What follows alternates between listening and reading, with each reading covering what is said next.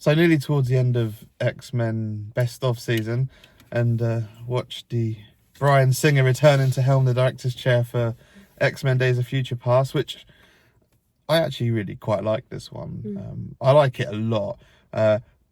I think this film serves as a bit of a geek nerd homage, mixing the legacy cast with the new cast you got from First Class playing themselves.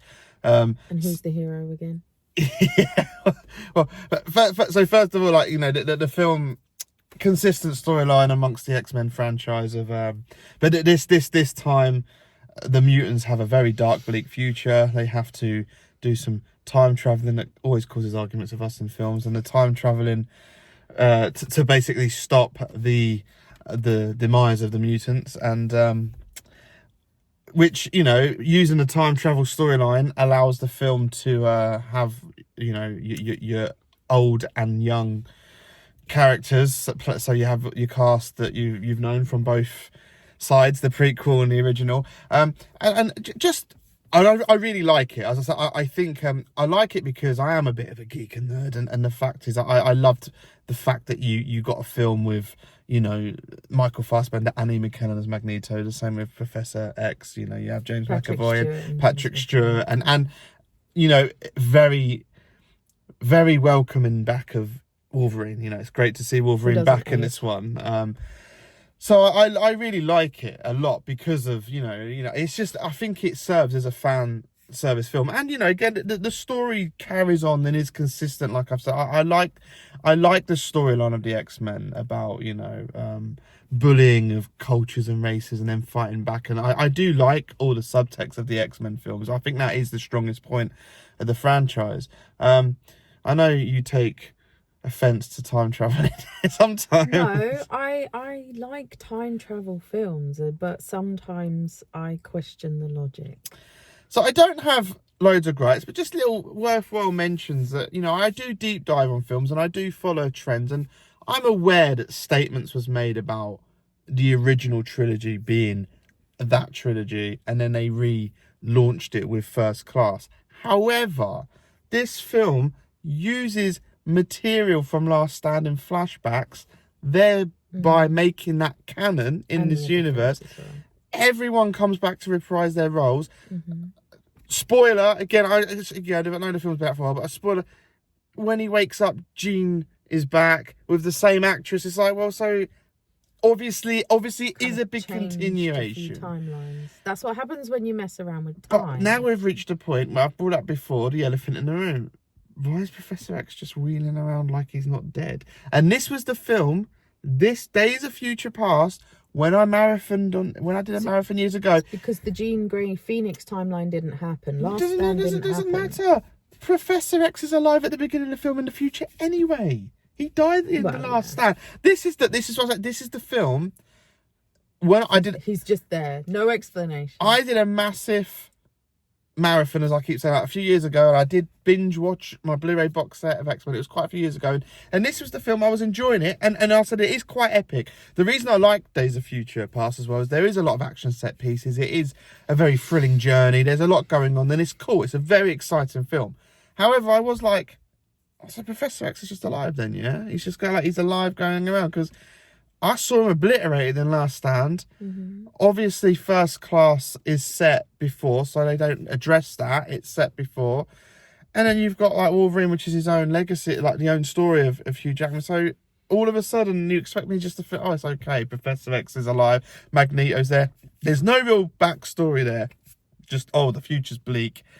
The mutants are being destroyed. Okay, well, I wish you would address why Professor X really is. I know it was implied that he had jumped body in his consciousness transfer. But that's never, that's just one little shot at the end of some credits. There's no addressing, But then he would look like a different person. Professor X is in his chair as Patrick Stewart, Professor X, and that has never been addressed. And I know it because I've deep dived and looked up, and other people have brought this up. It is never addressed. That is the only thing. If they hadn't used the flashback from Last Stand, you could say, okay, maybe this is a separate version, a It's separate one. not. But they don't. They use the Phoenix flashback. They even in the talk about film. events that have happened from that trilogy, and Yes. it's reference.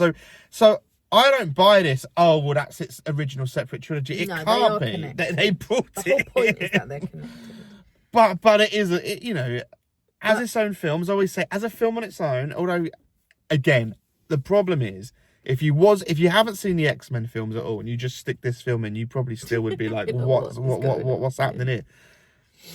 And I do love Wolverine. I do think, and I like the little gags, and it is cool and funny. But it is a shame that he's back to bone claws and back to bone skeleton for a lot of the film. That is a shame. You know, that's kind of part of the timeline. I get that, but I like Adamantium It gives him a Wolverine. disadvantage in this one because he's not as indestructible as he normally is. He's not as lethal with the bone. The bone isn't as strong as adamantium. And the only other thing, which is a shame, is I know it's down to various factors, you know, probably budgets of cast members and getting it done, but I obviously the film is much more favoured to the new cast, to like James McAvoy and Michael Fassbender. Well, that's because the next two films are carrying on.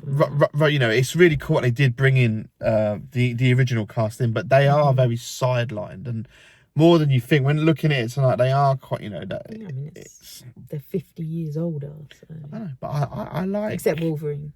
He's 50 years older, but he looks the same. I tell you what, it did with a little remind grey me of. streak.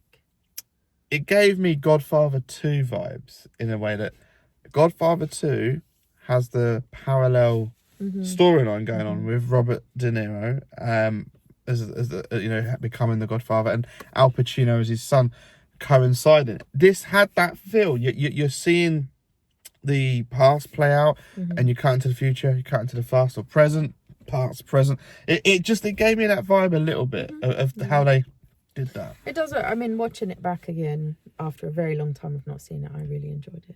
It was really, really good. Yeah, I think actually I still have that gripe about the time travel thing, though. If you want me to mention it or not. We all know that you think the bootstrap. It's a bootstrap paradox. Yeah. It is, though, because you go back in time, you change something. That means you didn't go back in time because you changed it. But they're erasing how? what's happened, so it starts from there. It's a clean slate. It's a clean start. Which means that they didn't go back in time in the future. If it's erased, it doesn't exist anymore. It's a bootstrap paradox. It's the problem when you mess around with time travel in films, but you create paradoxes. It even says he's gone back. Wolverine is the only one who remembers and knows that happened. He went back and changed. I also find that very strange as well.